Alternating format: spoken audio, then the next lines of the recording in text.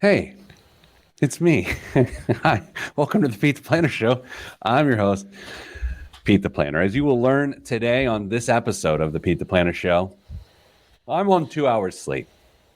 To help get through this is my good friend, my coworker, my sharer of a namesake, Damian Dunn. Hello, Dame. Hello, Pete. So here was the plan. I was like, I'm going to go speak in Des Moines on Wednesday, then fly to Phoenix, speak in Phoenix on Thursday, and then take a red eye home so I could be here for the show and soccer games for the kids for this evening. So I executed on that plan. What I did not account for was that since time has passed and I am now an older man post pandemic, I cannot sleep on a plane like I used to be able to. So I'm running on fumes, my friend. So nothing like a good radio show where the only thing getting me through is your smile, Dame, and the cooled, harsh taste of Miguel. So thank God for Miguel. Thank God for you. Hello, Dame. How many of those you got sitting on standby, just off camera? That would be a heart attack, very frankly. So Okay. I only recommend one a day. Those are rookie numbers. You got to pump those up. I know. Hello, everyone. Rick Swink, good to be with you again. Danza, hi. Hope you're well. Hope everyone's well. All right. So, Dame, I am not in a hurry today. There's nothing hurried about my experience today. But I will note I am fighting a different clock, and that is the clock of energy today. So I think we'll probably just vamonos, if you know what I mean. Okay. I will tell you one brief story before we get started. So, Tales of the Road. I'm in Phoenix last night, and I am at the gate to get on my plane to LA so then I can take the red eye home from LA. And I'm standing, getting ready to get on the plane, and this guy walks by, and he looked incredibly familiar. Like so much so that it just like he looked so familiar, it almost didn't make sense as to what was happening. And it turns out it was Aaron Paul, who was the actor that played Jesse Pinkman on Breaking Bad. So he's the younger guy on Breaking Bad. So it's sort of weird when you see a celebrity or someone you've watched their show and you've watched it for seasons and like he's in front of you and it's like, am I currently in Breaking Bad? Like, it's a very weird thing because he looks exactly the same. The character looks like him. There's no prosthetics or anything like that. And so he's on my plane, and he's sitting a row in front of me. The entire flight, people were coming up from the back to talk to him. The lady next to me on the flight pulls out her iPad and starts watching Breaking Bad. Various people are like just coming up to him, and it made me so sad. But other than the fact that he was incredibly nice and gracious to everyone, he was like shaking people's hands, sort of bowing his head in reverence. And my theory on being like a hardcore celebrity, like a really popular person like that, it's just got to be hell. The fame has just got to be hell. I mean, it's late at night in Phoenix. Dude doesn't have sunglasses or a hat or a mask. It's just him. And people are coming up to him nonstop. And I was like, I think it's interesting to have seen him. And I'm talking about it here on our show. But man, people really, really took the chance to talk to him. Do you have thoughts on that whole, like, do you talk to someone like that, given that everyone else does? Like, what's your vibe here? No, that would be uncomfortable for me, let alone the person that I'm talking to. I mean, they're just individuals. I mean, you know this, Pete. Stardom hasn't changed you at all. You just is the same person that you were in high school, probably, but only a little bit better jokes. So, no, I mean, if it's natural and there's a reason to have a small conversation with somebody, sure. But am I going to go out of my way to talk to somebody that I don't know, star or otherwise?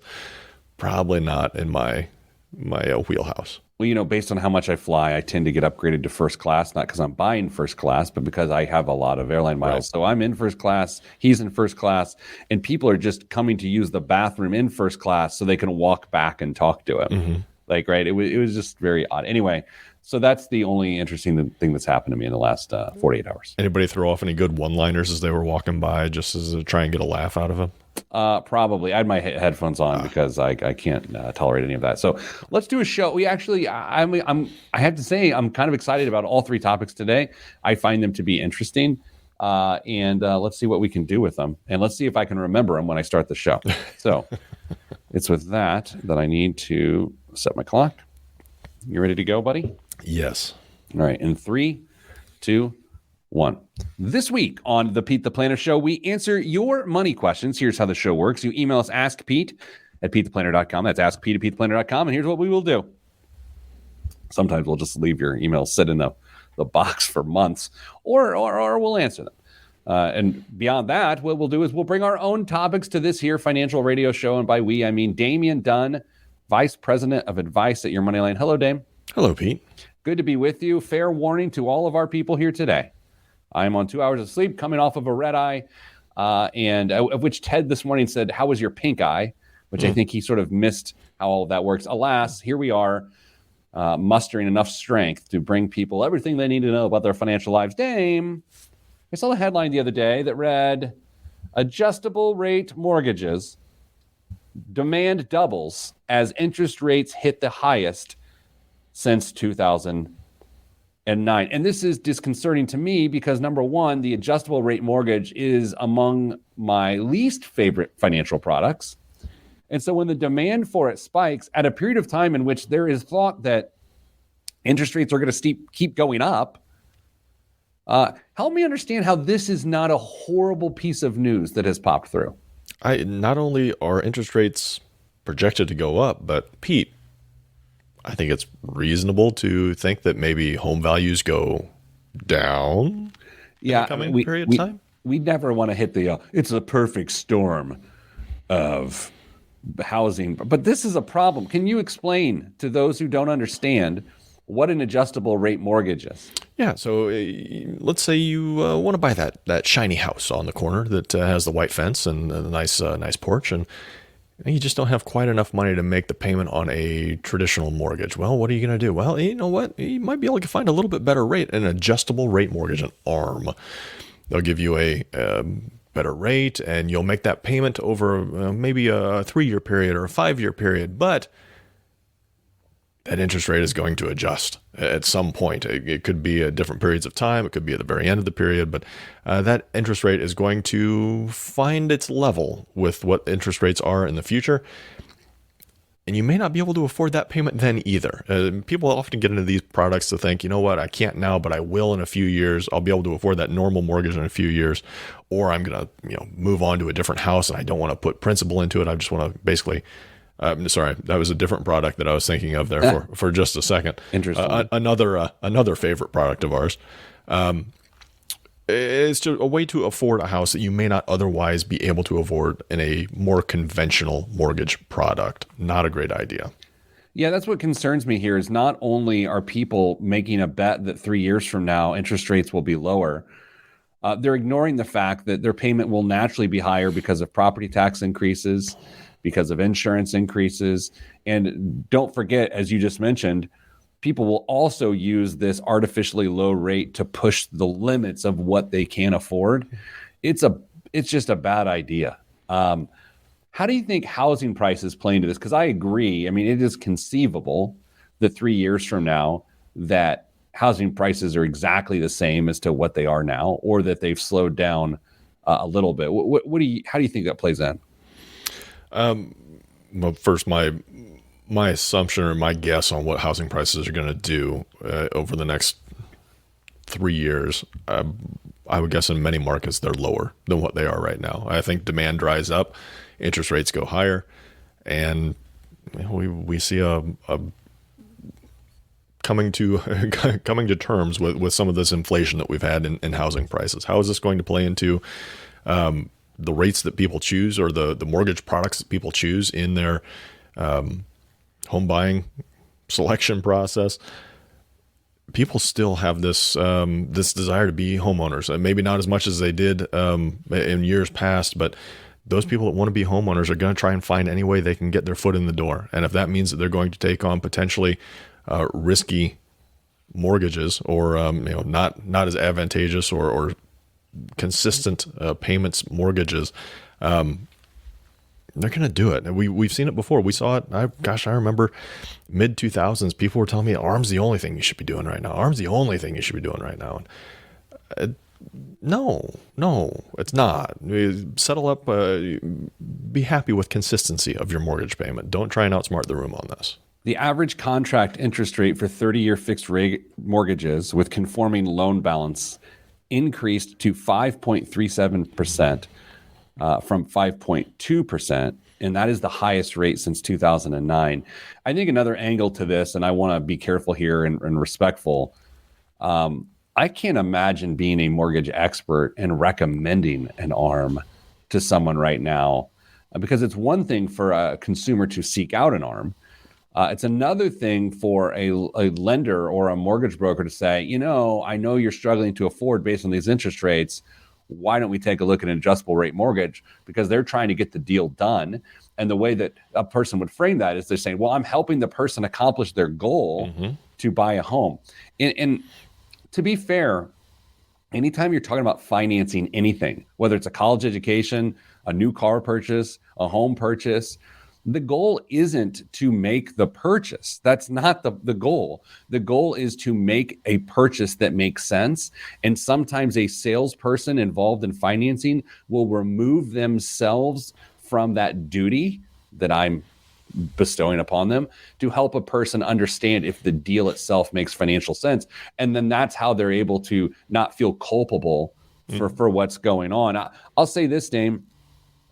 5.37%, if we just take a very deep breath, that's still a really good interest rate. I mean, it's a shockingly good interest rate. I think the last time I refinanced, it was last year. I think I'm on a 10-year now at 2.75. Now, that's just a stupid interest rate. My first interest rate on a home back in 2000 was 8%. Ooh. Yeah, I didn't have very well-established credit as a 22-year-old with a college degree 1 month out of school, but I had an 8% loan. 5.37% is not bad. And in fact, I think as interest rates rise, that will help cool off the market, the housing market, in a good way. You know, one thing I don't know that you may know the answer to, and you could just look like the genius this morning. Well, unlikely, but go ahead. Are there different commission rate schedules for ARMs versus conventional loans? I don't know the answer to that, but I'm going to make a very uninformed guess. You got to think so. Yeah. You got to think so because the bank is protected. Yeah. It's all about risk. And so the risk falls, well, I guess the other side of that is if interest rates go lower, trying to think through this. Not a good thing to try to think through on the amount of sleep that I've had. I'll note this, and what we're talking about really next segment is the pending idea of a recession. Mm-hmm. And so it's one thing to choose an adjustable rate mortgage because interest rates are rising. It's a whole other thing to do that absent the idea that we might be coming towards a recession. And it's also worth noting, a recession is a solution to a problem. No one likes hearing that. No one likes it. It is. Every time I say it, I cringe myself, but it is true. A recession solves an overheated economy.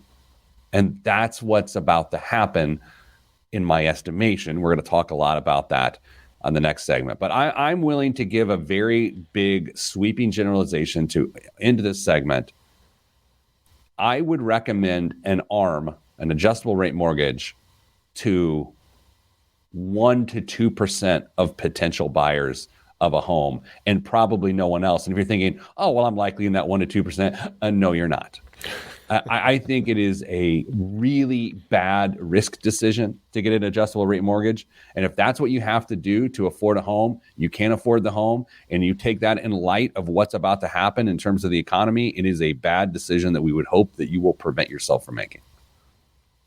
I agree. I don't think there's any interest or any reason right now for people to jump into an arm. I like it. Fixed or nothing. Any interest. Coming up after the break, are we headed towards a recession? That's next. I'm Pete the Planner. Any interest? That was good. Was that intentional? No, it's just my natural abilities coming through. How you did good? What's your week been like? Busy. Yeah? Yeah. I mean, it's been interesting, exciting, stressful. I mean, I'm losing my hair. I don't know if you can tell. But it's been fun. I like that. I told a slightly inappropriate joke to kick off my gig yesterday in Phoenix. I was speaking to the Plan Sponsor Council of America. So it's very large businesses. It's a conference where they talk about how they can make their 401k better. But I mean, the likes of like Disney, Viacom, big Microsoft companies there. And so, of course, I go up on a stage. I have a microphone. Lights are on. It's hard to just go, oh, thank you for having me. My presentation is on. Like, I step onto the stage. You got a mic. There's lights. You just got to have an opener, right? And? Well, it's an old one that I probably told on the show, but it was the perfect audience. So let me share my joke with you. I went up and I said, I can't tell you how good it is to not be on a Zoom call with all of you right now. And everyone's like, oh, yeah, we're here at a conference eating hard candies. Like, people are excited. And I said, conferences are happening. I'm back on the road, and it's nice. One of my favorite things to do. So now I'm sort of going into joke mode. One of my favorite things to do when I'm on the road is to sit at a hotel bar and have my dinner and just people watch. And since during the pandemic, I finished Netflix and Hulu.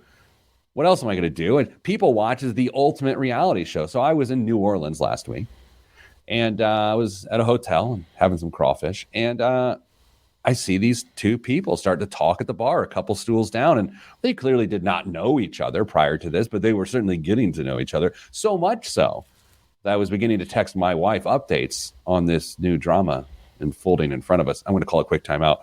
So this is me really going through it just like this to this group of this room where I'm giving a financial presentation, by the way. Perfect. I'm comfortable with this. I am fully comfortable with it. But and it's an interesting enough buildup that people are like, okay, well, where's this going? Yeah. And so I said, and let's just say they were getting closer. And this is not the first time I've seen these sorts of things, being on the road, being a business traveler. But it escalated to the point that the guy stood up very boldly, and he said, just above a whisper, what do you say we get out of here and go make some bad decisions? And of course, I panicked. It's like, they're going to go upstairs and take out 401k loans. Yeah. There's the joke. Yeah. Did it get the desired reaction? Perfect room. It's sometimes the perfect joke meets the perfect room. And that was that. When else are you going to use that joke better than that? Oh no, that was perfect. And you had them in the palm of your hand for the rest of the presentation. Oh, I did. It was. It is kind of good to be back on the road. You and I were talking before we went to air today. Like, what's weird is 2 years have clearly passed since I've been on the road a lot. And I'm now not 42. I'm 44 years old. It's funny, man. I feel like the age of being on the road, being able to take a red eye, being able to sleep in any bed, like, I'm coming out of the recession, not in fighting shape, if you will. You're going to have Mrs. Planner just let you go sleep at some random hotels every other weekend for a while just to get back into game shape. I think as long as they took the kids, she wouldn't mind. All right, Dame, let's talk recessions. Hello, everyone. Red has joined us. Hello, Lee, with a great joke. Look at that. We'll even put it up there for him. I want to make a camouflage joke. I just can't find any. G'day. All right, you ready to go? Yeah. In 3, 2, 1. Back on the Pete the Planner show. Dame, I think a recession's coming. I feel like it's coming. I want to talk through it, and we're going to talk through who we think it will impact the most. And I want to share with you why I think it's going to happen and why ultimately it's a good thing. But as we're living it, it's going to stink. Okay, so first, I'm going to go back to this idea that when you have a recession, it is often a solution to a problem. The problem right now is that inflation is so incredibly high, and the Fed is trying to get control so that consumer prices don't keep escalating to the point of the economy crashing because of that. No one can afford anything. So what they're going to do is they're going to raise interest rates, which will slow down the economy because businesses will not borrow money and make bigger investments to grow the business. So then theoretically, you're going to see consumer demand fall a little bit, which theoretically should begin to solve the supply chain issues, and it will solve the inflation issues over time. But the challenge here is because there's been this temporary inflation for so long, now that it's gone on for 8 months, do you think we've been in like a really nasty inflation environment for 8-9 months? Yeah, we were talking about it at the end of last year. Yeah. So what has happened is that has sort of gone on too long. So it's going to take a while to re-steer the ship away from inflation. So what's going to happen is the Fed is going to keep putting in interest rate raises, which will contract the economy. The economy will not produce as much output. A recession is simply a contraction. It's when a gross domestic product falls and instead of grows. And so that is a recession. And it's coming because it has to, because we have to solve this inflation problem. And then the key here is, how big of a recession is it? Is it 1, 2, 3 quarters? Or are we going to fall into some level of a depression? That is like an escalating term, clearly. I don't think we're going to get to the point where we stack a bunch of quarters on and we're in the midst of depression. But I think we're going to have a mild recession that's going to cool off the economy. That is my opinion. I'm curious if you line up any different on that. I don't see any way that we're going to avoid a technical recession, 2 quarters with negative growth. We've already had one. It wasn't huge, and based on what I'm reading, some economists would say they're not really all that worried about it because of some of the factors that go into calculating that number. But I don't see any way that we don't find another negative quarter, or that we're in the midst of another negative quarter right now. The one concern that I have, one of the concerns that I have in this area is that when we're talking about changing interest rates and trying to slow things down, those are macroeconomic policy changes. Macro policies usually take 12 to 18 months to really see how they shake out. It's not something where they announce it and then all of a sudden we know what the final result is going to be 2 weeks, 4 weeks later. It takes some time for everything to find its level and really know what we're playing by. So if the Fed comes out and either aggressively or just incrementally increases rates over a number of meetings, it may be a while before we figure out what the end result of those changes are. So do they potentially overshoot and raise rates too far, and then they have to yo-yo them back in a little bit to try and find that happy medium? I don't know, but I would be dishonest if I said that I am a little nervous about the aggressive stance that the Fed is taking on raising interest rates. Yeah, and also note here, you and I are giving our opinion. A lot of times we give a very informed opinion, an experienced opinion. I'm going to stop short of saying I have an informed, experienced opinion about this. I'm just giving you my opinion, what I think is going to happen.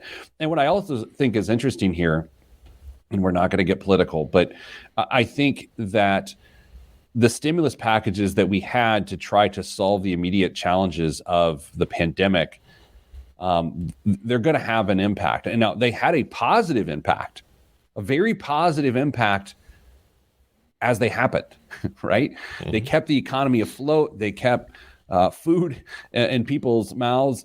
But I think what we're seeing is, to some degree, that stimulus overheated the economy, mm-hmm. where demand was outpacing supply. And then you throw in the supply chain issues on top of that.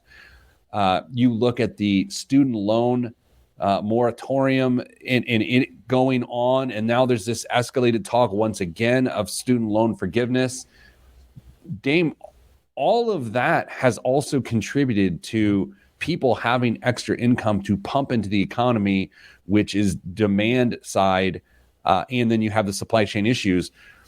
So what I'm saying is a lot of the things that we did as a country to solve the immediate financial crisis that was March and April of 2020 is partially why we're in this situation now.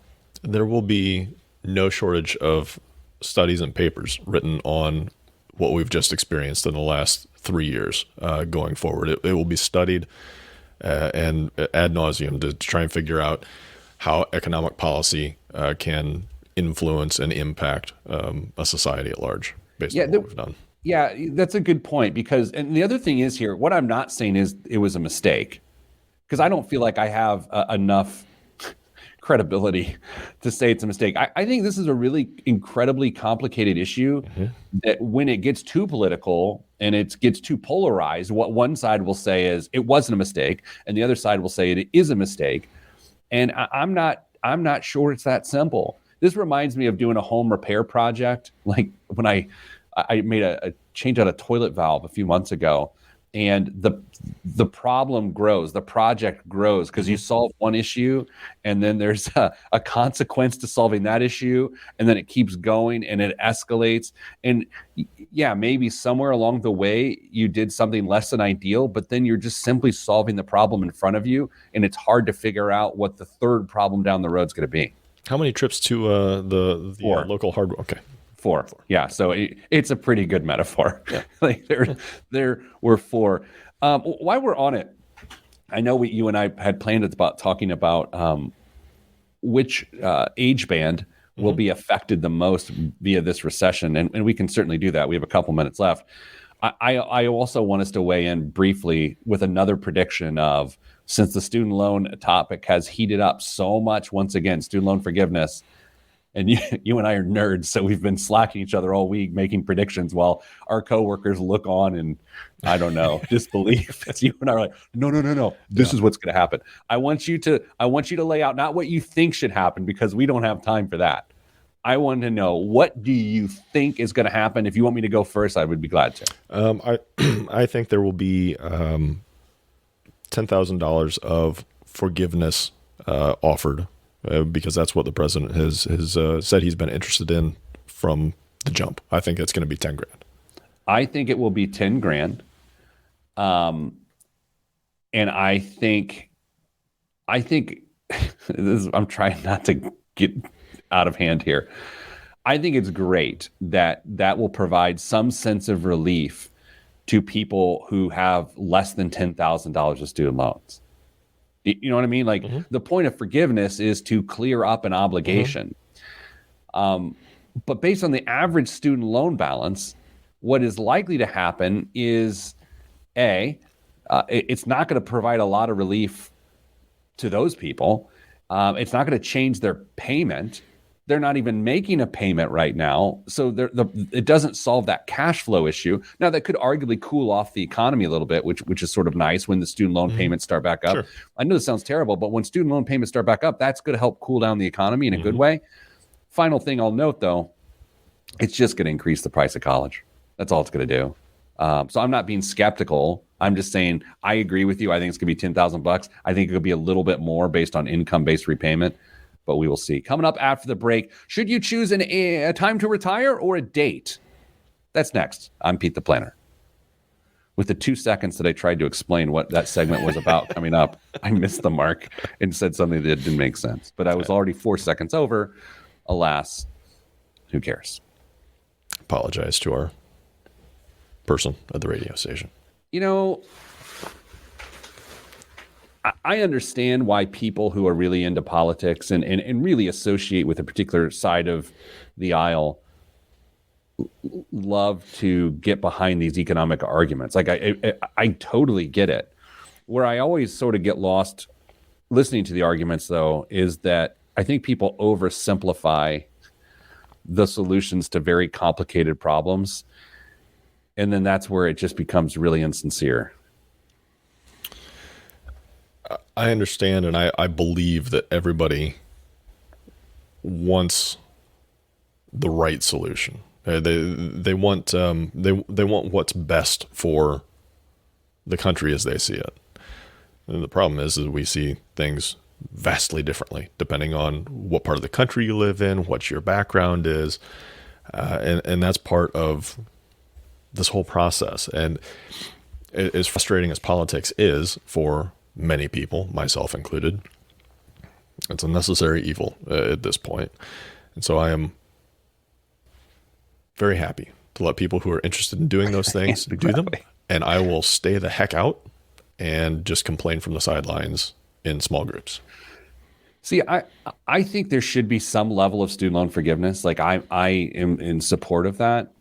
I'm not sure what it looks like, but I also feel that the timing of this does suggest that a decision needs to be made in this area prior to an election. And I like I think Mitt Romney came out this week and suggested that, and people are all like clutching their pearls, like, no, it's not. It's like, you can think that there should be student loan forgiveness, like I do, and also acknowledge that the reason it needs to get done is because it was a campaign promise that needs to be delivered on. Like, they're not a mutually exclusive thing. Both things can be true. So that being said, that doesn't make me skeptical of student loan forgiveness, but I am also willing to acknowledge that they go hand in hand, and I'm not mad about it. It's okay. You don't have to line up with one side's argument all the time. You can feel both ways. It's okay. That's not what Twitter tells me. Oh, Twitter. Let's not start on that. I think forgiveness is an option. I think there are other options that I would love to see pursued more vigorously. Eliminating the interest rate, eliminating accrued interest on student loans right now, letting people just pay back principal. But all of those potential ideas and solutions don't do anything to stem the root of the cause. And until we can figure out how to get the cost of the education in control, we're going to be revisiting this process, this topic maybe every election cycle. Yay. Yeah, I'm with you. I think the perfect solution involves waiving interest rates, keeping them at zero, restarting repayments, and then eliminating accrued interest. I also think, the model that public service loan forgiveness provides is where you make 120 payments based on income-based repayment, and then the remainder of your balance is waived. I think that's a really good general option for everyone. The problem, naturally, is that there's no immediate relief for anyone with any of those solutions. Mm-hmm. And so they just don't seem appealing. People want immediate relief, good, bad, or otherwise. And they're not going to get it with what I think solves the problem. Yeah. Capitalized interest, I think, should be eliminated from this whole process too. I think that's just, it's horrible, predatory, and it needs to be done with immediately. I was at a nerd festival at this convention in Phoenix for people who love to talk about this sort of stuff. And I was talking to a guy afterwards, and he and I were talking about, okay, so let's say we're talking about retirement. So let's say you got someone in their 50s or 60s now that has not created stability in the early parts of their career. So now they are unstable heading into retirement. How do you solve that? Well, that's an interesting question, but I said, I'm going to dismiss that. I'm going to park it to the side now. And I'm going to say this, that the issue to some degree involves Social Security, because so many people are running to the finish line at age 62 or age 67, mm-hmm. simply by moving the finish line to 72 for think about this, anyone who's currently not born. And last week we discussed whether that makes you dead or simply not born. That all fits together, the show. Let's say there's someone watching the show right now that has a baby in their being. I don't know how this works. I don't know what parts to talk about. Let's say you are pregnant. I believe that's the term. Yeah. How hard would it be for Congress right now to just agree to just be like 72 is retirement age for anyone minus years old? That's all you have to do. Like, that alone begins to address this. It's such low-hanging fruit. It's shocking. And that's not shocking.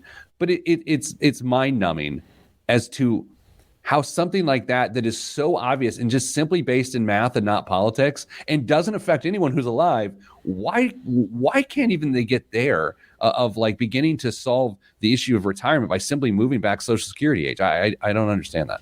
Well, because that would cost them votes, Pete. Man, we're not going to talk politics. Okay. What are we doing here? Can okay, so describe this so I don't sound like I've sounded. It's more beneficial for someone to think about retiring during a window of time versus a more narrow period of time, whether it's a specific day or a quarter or a year. Windows often offer more flexibility and confidence in your retirement. In 3, 2. Back on the Pete the Planner show. Dame, a wise man once said, it is better to target a window of time for retirement as opposed to a very specific date. That wise man is you. This is your topic. And I thought, let's talk about this, because back in the day when I was a financial advisor and when you were a financial advisor, what people tended to do was to try to let's choose a date to work backward off of. All right, August 23rd, 2031. Let's work backward off that date. And there's some sense in that because it becomes a math equation. And behavior is involved and habits are involved. But from the outset, it's math. It is like, okay, well, this is how much you got to put in at this interest rate, and this is how much you can distribute, and there you go. What you're suggesting, Dame, is maybe there's a better way, not choosing August 23rd to 2031, but what sort of window are we talking about? How big's the window that you're suggesting? I would suggest that window could be as big as 3 years to account for any number of things. Could account for a change in expenses in your household, could account for poor market conditions, could account for a need for a few extra dollars in those retirement funds to come up, maybe need to delay Social Security a little bit.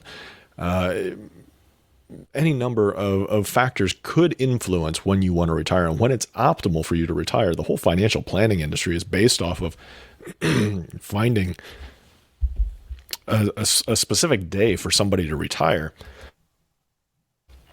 What that does, though, is sets you up to have to always consistently go back and look at, is it actually feasible during that time? What I haven't seen and what I would love to see developed, make a note of this, Pete, is that we could develop a piece of software that says, all right, you are now 50 years old.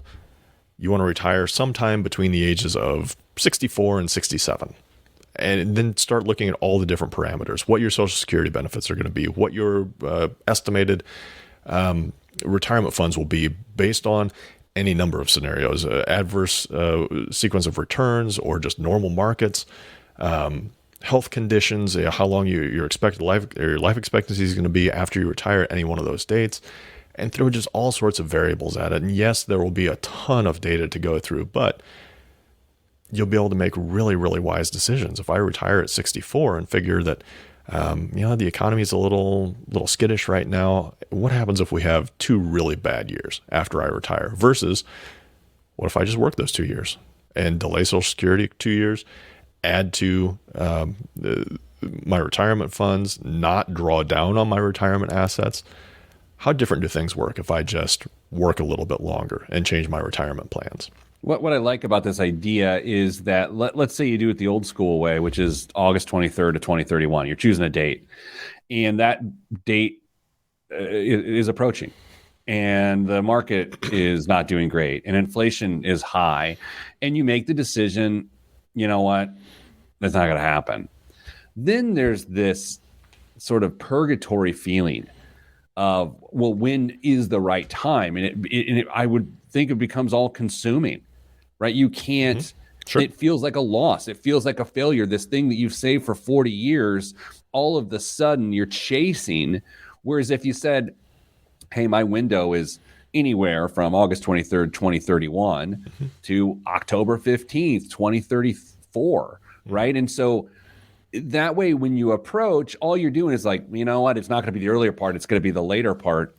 I think it takes a lot of pressure off someone. So I think I'm I think I'm down for this. I like this 3-year window. I'm wondering where it goes askew. Does it go askew via procrastination, where a person, because they've got that window, says, well, I got a little bit more time. Maybe we're going to, increase our lifestyle a little bit more now because we can always delay retirement. What's the downside of this? Potentially. I mean, you could run into some issues, whether it's procrastination, whether maybe maybe you experience that sequence of adverse returns during that 3-year period, and now you're really stuck. Your 3-year period just became a 6-year period, but you'd rather be in that position rather than having retired and having to re-enter the workforce.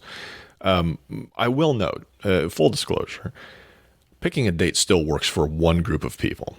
Can you guess who that group of people is, Pete? People with a pension. Yep, pension and Social Security. If that's going to fund your retirement, you can still pick a date. It doesn't matter. You're gonna have your income delivered to you regardless of what happens externally. So if you're in that position, go forth and pick a date. But everybody else who has variability in their retirement projections, income, expenses, health, whatever the case may be, do yourself a favor and don't put the pressure on yourself of picking a specific date. Leave it more flexible. We've revisited this idea over the years on this show of the hardest thing you will ever do financially is to retire successfully. And it's a lot because of this very conversation. Because as you're approaching a single date or even a window, and inflation's hot, the market's not, health conditions, it is so hard. And so what I find people do, and this is anecdotal, but I'm sure the data supports it, is people say, this is too hard to think about and to plan through, so we'll just see what happens. Mm-hmm. Here we go. Dame, what percentage of people adopt the cross the fingers, let's see what happens because this is so complicated? Like, let's say, working adults, what percentage of people adopt the we'll figure it out? What percentage? It's a really interesting question because there's tons of people who retired just that very way. That's true. And in fact, a lot of them are probably successful. They figure it out as they go and they adjust their expenses and do the best they can without the guidance of a trained financial advisor. But what percentage of them do that? I bet it's higher. I bet it's higher than you and I would guess in reality. Yeah, and I think to your point, which is smart here, it's just because people adopt the we'll figure it out as we go that's not necessarily negative, because there are people that can pull that off. I think, and once again, the number of people who can pull that off are different from the people who think they can pull it off. I would say 65% of people, 65 to 70% of people don't actually work backwards off of a retirement date or window. I think they just throw money in the ocean and see what happens. That's probably a fair estimate. The one thing that I will throw into this conversation that I think fits. I read an article. It wasn't an article. It was a Twitter thread. Oh my gosh! Don't ruin the show. Come on. They were talking about the term retirement and whether or not that would survive going forward, or whether it's going to change to something else. And the common theme was financial independence. You often hear it in FIRE, but it made me think that might be a better way to think about that period of our lives going forward, instead of just simply retiring, hanging up the work gloves or the tie or whatever you're going to walk away from, but just establishing financial independence, because that could happen at any period of your life. Maybe you hit the lottery or develop an app or come up with a new plastic end on a shoestring. I don't know, but that may be the better term for us to think about going forward, instead of just old school retirement. Yeah, that idea has been creeping up for the better part of 15 years. And what's weird about it, I tend to agree with you in most cases, especially about this, it still hasn't caught on. It is so hard to reframe. I keep talking about this conference I was at this week. The idea that we can't even reframe the 401k correctly over the last 40 years is proof how hard this is. The 401k was created in 1980 by a retired benefits consultant by the name of Ted Benna. And the whole point of it was to give highly compensated people a means to save even more for retirement. And the only way he could pull that off logistically was to have lower income people also contribute to the plan so it didn't become top heavy. So 401k wasn't even designed for the masses to retire. It was designed for highly compensated people. And we've not been able to reframe that. So it's with that little piece of history, we head to a break. Coming up after said break, biggest waste of money of the week and the news right here on the Pete the Planner Show. I'm Pete the Planner. If Ted Benna didn't own a billboard somewhere with his name, his picture, the name of his company, and a slogan "Benefits" on it somewhere, I don't know how that never came to fruition. He was a retired benefits consultant in Philadelphia. So the story goes, in 1978, there was a congressman from Oregon, Senator Ullman. Can't think of his first, Albert Ullman, and he created sort of the structure for the 401k within tax code. And around 1980, Ted Benna was looking for a way to have one of his clients be able to, throw additional fringe benefits at their top people. And so he found this piece of tax code, and he didn't manipulate it. He just interpreted it in a way that created the 401k. And so at the same time, boy, this is not interesting to anyone, but I find it interesting. In 1974, there was a change in how pensions were really thought about. So between 1974 and 1980, these two factors of the piece of legislation, which is sort of known as ERISA, 1974, and 1980, Ted Benna's 401k discovery, that essentially ended pensions because companies said, oh, we can shift the onus of retirement planning away from the company and to the employee, and we'll make a contribution, and our highly compensated people can even have more benefits. And so that was sort of the 6-year short evolution. And what we have not figured out in the last 42 years is how to successfully retire people in that situation, because we went from certainty, a pension was certainty, and now with a 401k, there is no certainty. And just by its name, a pension is a defined benefit plan. You define what the benefit will be. That is certainty. And a 401k is a defined contribution plan where there's nothing certain about it other than there is going to be a contribution made or there is not. And so you talk about trying to reframe financial independence and retirement. I agree, but we can't even reframe the 401k. That was my stomach. And you're muted. Annuities solve all of this, Pete. But can you hear my stomach? No. Oh, good. Isn't it weird every once in a while it seems like I know what I'm talking about? It's like, wow, he must really be tired because he did not make a joke and he just dropped knowledge. Stream of consciousness, and you're just letting it go. It takes me to be exhausted to be serious. Good to know. Yeah. Okay, let's do the show. In 3, 2, 1. This week's biggest waste of money of the week right here on the Pete the Planner Show is the Pixie selfie drone. Every event is now not complete without an honorary. What? That's the copy? Okay, Dame, I'm going to read this again. This is the worst piece of copy I've ever read in my life. Okay, you ready? Mm-hmm. Every event is now not complete without an honorary. Period? That's got to be a typo, right? That's got to be a typo. Every event is now not complete. You know what they forgot? What? Selfie. Honorary selfie.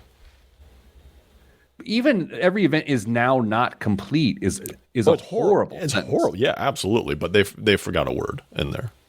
Snap's new Pixie helps capture the moments outside of arm's reach.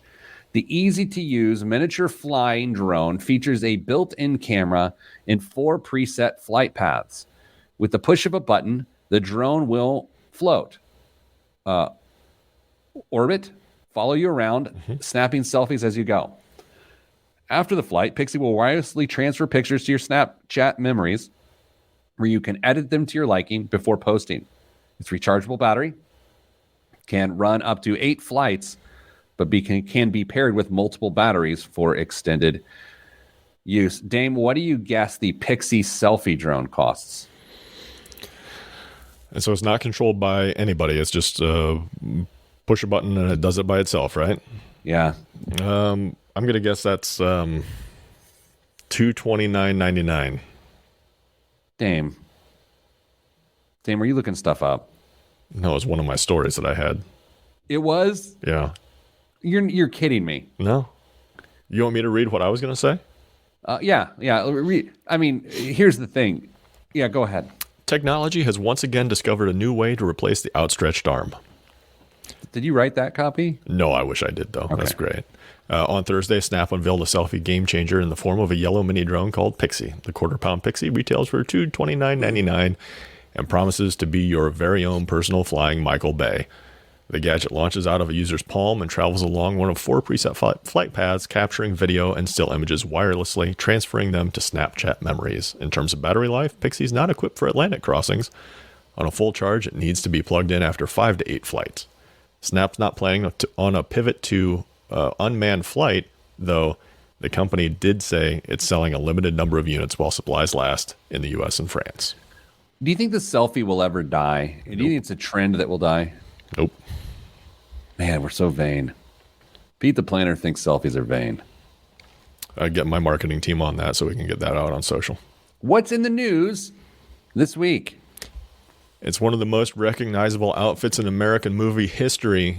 The blue and white checked gingham dress of a young Judy Garland wore as Dorothy in the classic 1939 movie The Wizard of Oz. For decades, one of the versions of the dress Garland wore in the movie was assumed lost at Catholic University of America, where it had been given to someone in the drama department in the early 1970s.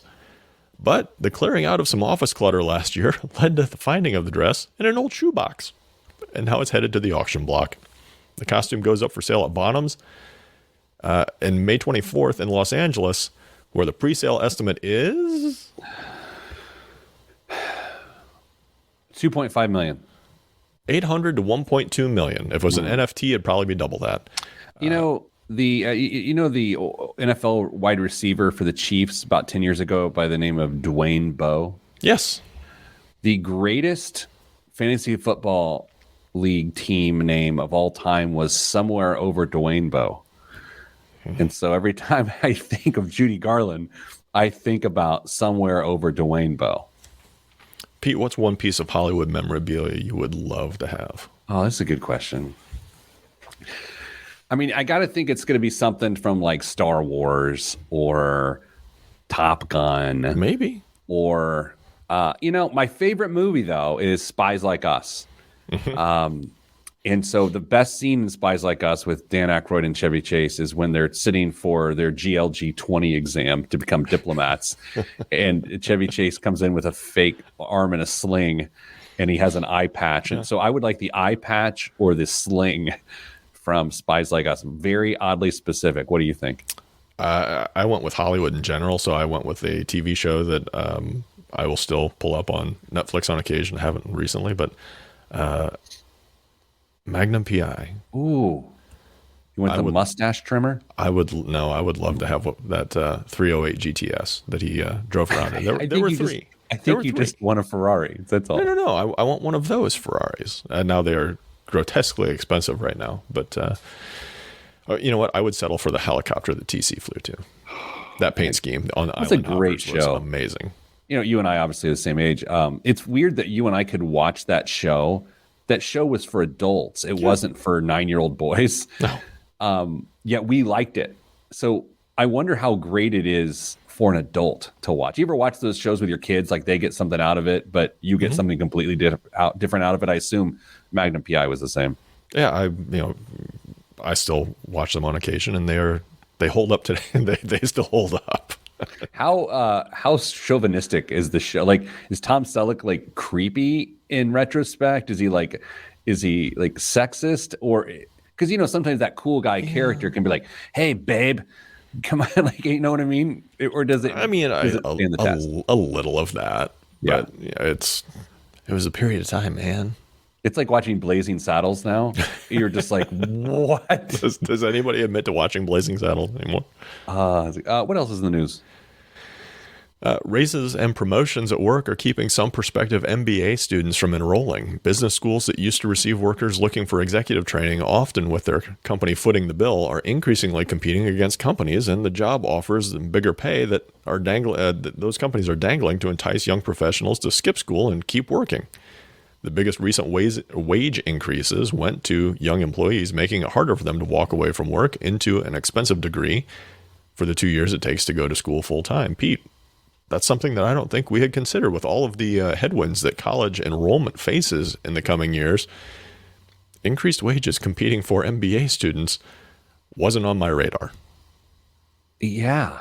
I mean, the National Basketball Association, as Ted said on this show, the NBA stands for National Basketball Association. Yeah. I did not account for that. That's a little bit weird. Yeah, and obviously there are way more undergrads than grad students in colleges, but still, it's going to take a chunk out of their bottom line, I would think. You know, I may have shared this with you earlier this year, late last year. I'm trying to choose my words here. I never personally, for me, saw the value in an MBA until the last year of my life.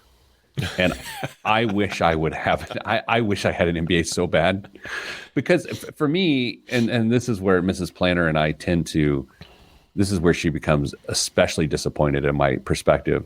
I always viewed education for someone that does what I do as a means to be able to get your first job, and then you make your path, right? And that's what I've sort of done. But if I had an MBA and I was able to apply that knowledge to what I do on a daily basis now, oh my gosh, my life would be so much easier. But I'm playing catch up, trying to learn all those things, you know? Yeah, I can see how that would have benefited you. Too late. Yeah, too late. I'm not going back. Yeah, go back. I know people go back at like 44. They're like, I'm going to go and take this Harvard business course. I'm like, yeah, I don't know. No, that's not for me. Danza does point out something quite interesting in the comments. Slightly older than the Dons. The Greatest American Hero was a show that worked for adults and kids. I totally agree. And it's got one of the greatest theme songs ever. Absolutely. I love that show. It was weird.